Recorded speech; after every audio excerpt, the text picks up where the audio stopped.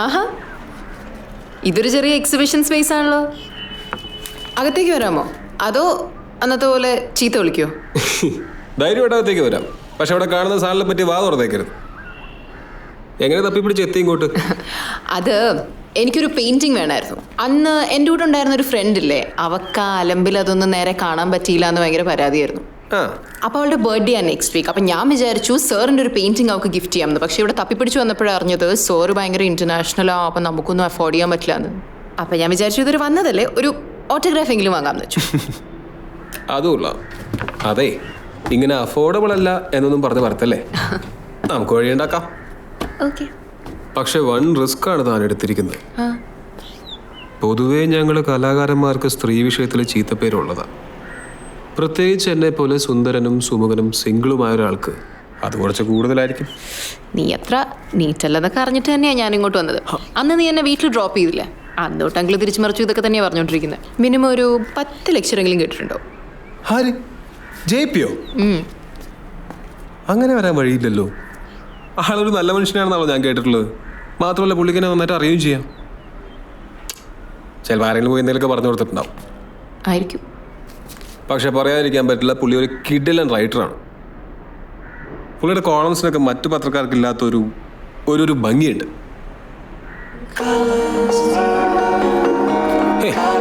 അങ്ങനെയല്ലേ? അങ്ങനെ തന്നെ നിൽക്കും. ഇത് എന്താ തനിക്ക് വിരോധമില്ലെങ്കിൽ ഞാൻ തന്നെ ഒന്ന് വരച്ചോട്ടെ. പക്ഷെ അനങ്ങല്ലേ അനങ്ങല്ലേ അനങ്ങരുത്. പക്ഷെ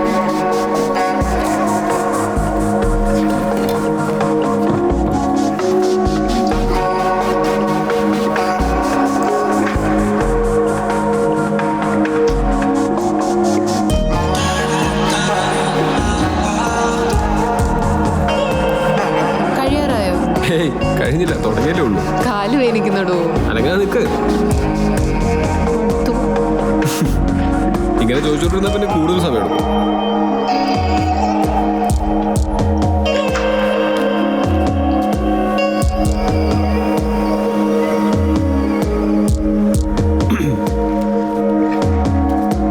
കുറച്ച് ഇല്ലല്ല, പോകാൻ അങ്ങോട്ട്.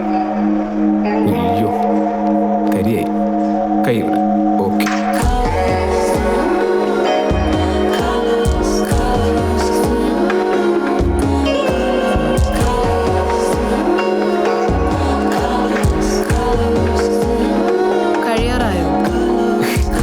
കഴിവ് പറയാം.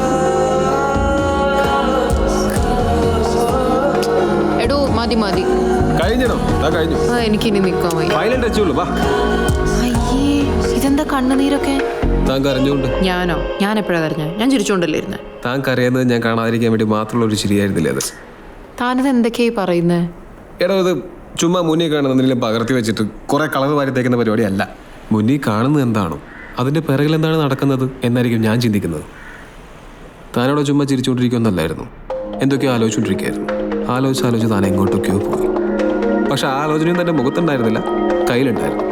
താൻ ആലോചിക്കും തോറും തൻ്റെ മുഖത്ത് ചിരി ഒഴിച്ച് ബാക്കിയെല്ലാം മാറിക്കൊണ്ടിരുന്നു.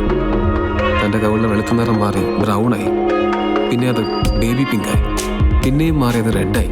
തൻ്റെ കണ്ണുകളും ഒട്ടും ഫോക്കസ്ഡ് അല്ലായിരുന്നു. വളരെ സ്പീഡിലൊന്നും അല്ലെങ്കിലും തൻ്റെ കണ്ണുകൾ എന്തോ പരതിക്കൊണ്ടിരിക്കുകയായിരുന്നു. പിന്നെ ഞാൻ അവിടെ വരച്ചുകൊണ്ടിരിക്കുമ്പോൾ താൻ അവിടെ നിൽക്കുമ്പോൾ തൻ്റെ 2 കണ്ണും നന്നായിട്ട് നിറയുന്നുണ്ടായിരുന്നു. പക്ഷെ താൻ വളരെ ഫോഴ്സ്ഫുള്ളി ആ കണ്ണുനീര് താഴെ വീഴാതെ പിടിച്ചു നിർത്തി. ഞാനത് താഴെ വീഴ്ത്തി, അത്രേ ഉള്ളൂ. എടോ, ഞാൻ പറഞ്ഞില്ലേ, ഇതൊരു ചുമ്മാ പകർത്തി വരയ്ക്കുന്ന പരിപാടിയല്ല. മുന്നിൽ കാണുന്നതിൻ്റെ പിറകിൽ എന്താണോ അതാണ് എൻ്റെ വിഷയം. ഇനി പറ, ഈ വരച്ചിരിക്കുന്നല്ലേ സത്യം?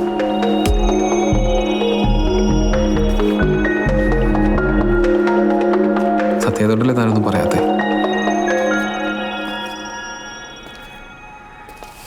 ലൂക്ക, നീ എന്താ നേരത്തെ എൻ്റെ അങ്കിളിനെ കുറിച്ച് പറഞ്ഞേ?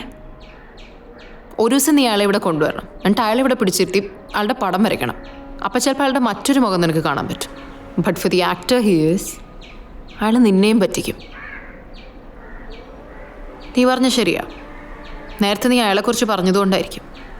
അവിടെ നിന്നപ്പോൾ ഞാൻ ആലോചിച്ചുകൊണ്ടിരുന്നത് മൊത്തം അയാളെ പറ്റിയാ. അയാൾ ഇല്ലാതാക്കി എൻ്റെ കുട്ടിക്കാലത്തെ പറ്റി.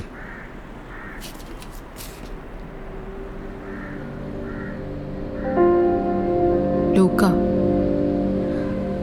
അമ്മ മാത്രമുള്ളൊരു കുട്ടിയെ സംബന്ധിച്ചിടത്തോളം അമ്മയുടെ ബ്രദർ എന്ന് പറയുന്നത് വെറും ഒരു അങ്കിള് മാത്രമല്ല, അച്ഛനെ പോലെ തന്നെയാണ്. എനിക്കും അങ്ങനെ തന്നെയായിരുന്നു. എല്ലാ മാസവും നാട്ടിൽ നിന്ന് ബാംഗ്ലൂരിലേക്ക് നമ്മളെ കാണാൻ വരുന്ന, നമ്മുടെ കാര്യങ്ങളൊക്കെ അന്വേഷിക്കാൻ വരുന്ന നല്ലൊരാൾ, അച്ഛനോളം സ്നേഹിക്കുന്ന ഒരാൾ.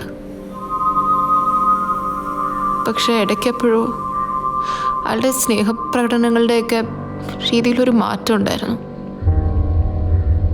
അത് മനസ്സിലാക്കാൻ എനിക്ക് കുറച്ച് സമയമെടുത്തു. ബദൻ അമ്മയുടെ ബ്രദറും ബെസ്റ്റ് ഫ്രണ്ടും മെൻറ്ററും ഒക്കെ ആയ ഒരാളെ പറ്റി അങ്ങനൊരു കാര്യം അമ്മയുടെ അടുത്ത് പറയാൻ എനിക്ക് ധൈര്യമില്ലായിരുന്നു. അമ്മയുടെ പില്ലർ ഓഫ് സ്ട്രെങ്ത് ആയിരുന്നു അയാൾ. പെങ്ങൾക്കും കൊച്ചിനും വേണ്ടി ജീവിതമൊക്കെ മാറ്റി വെച്ചൊരാൾ. എങ്ങാനും ഞാൻ ഈ ആലോചിച്ചു കൂട്ടിയതൊക്കെ എനിക്ക് തോന്നിയതായിരുന്നെങ്കിൽ വീണ്ടും ഒരു 1-2 വർഷം കഴിഞ്ഞപ്പോഴാണ് I was being abused all this while എന്ന് എനിക്ക് മനസ്സിലായത്. ഒരു ദിവസം അങ്കിൾ എന്നെ കൂടെ നടക്കാൻ വിളിച്ചു. പേടിയായിരുന്നു എനിക്ക്. ഒഴിവാകാൻ കുറേ നോക്കിയെങ്കിലും അമ്മ നിർബന്ധിച്ചപ്പോൾ എനിക്ക് കൂടെ പോണ്ടി വന്നു. ഒരു പബ്ലിക് റോഡിൽ വെച്ച് അയാൾ എന്നെ ഒന്നും ചെയ്യത്തില്ല എന്നുള്ളത് മാത്രമായിരുന്നു അന്നത്തെ എൻ്റെ ധൈര്യം. നമ്മൾ കുറച്ചു നേരം നടന്നു തുടങ്ങി അയാൾ എൻ്റെ കൈയും പിടിച്ചൊരു ഇടവഴിയിലേക്ക് കയറി. ഒരു പുൽമേട്ടിലായിരുന്നു അന്ന് ചെന്ന് അവസാനിച്ചത്. എൻ്റെ ജീവിതത്തിൽ ഞാൻ നടന്നിട്ടുള്ള ഏറ്റവും നീളം കൂടിയ വഴിയായിരുന്നു അത്.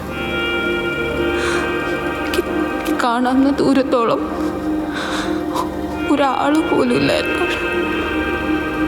അന്നത്തെ എൻ്റെ നെഞ്ചിരിപ്പിൻ്റെ ഒരു വേഗമുണ്ട്, അതെനിക്ക് ഇന്നും ഓർമ്മയുണ്ട്. പക്ഷെ ഞാൻ പേടിച്ച പോലെ ഒന്നും നടന്നില്ല. എൻ്റെ മുന്നിൽ മുട്ടുകുത്തി നിന്ന് അതുവരെ എന്നോട് ചെയ്ത എല്ലാത്തിനും മാപ്പ് പറയായിരുന്നു അയാൾ. ഒന്നും അമ്മയടുത്ത് പറയരുതെന്ന് മാത്രമേ എന്നോട് പറഞ്ഞുള്ളൂ. ലൂക്ക ഒരേ സമയം കൺഫ്യൂസിങ്ങും ഡിസ്റ്റർബിങ്ങും ആയിട്ടുള്ളൊരു മൊമെൻ്റ് ആയിരുന്നു അത്. അന്ന് ചിലപ്പോൾ എങ്ങാനും അയാൾ അങ്ങനെ ഒന്നും ചെയ്തില്ലായിരുന്നെങ്കിൽ ഞാൻ എന്തെങ്കിലും ഇതെല്ലാം അമ്മയടുത്ത് പറഞ്ഞാൽ. പക്ഷെ എൻ്റെ മുന്നിൽ അന്ന് അങ്ങനെ കിടന്ന് കരഞ്ഞൊരാൾ, അയാളുടെ ഫേസ് സേവ് ചെയ്യാൻ ഏത് എക്സ്റ്റെൻഡ് വരെയും പോകുമെന്ന് എനിക്കറിയാം. അതുകൊണ്ട് അന്ന് അങ്കിളിന് കൊടുത്ത വാക്ക് ഞാൻ ഇതുവരെ തെറ്റിച്ചിട്ടില്ല.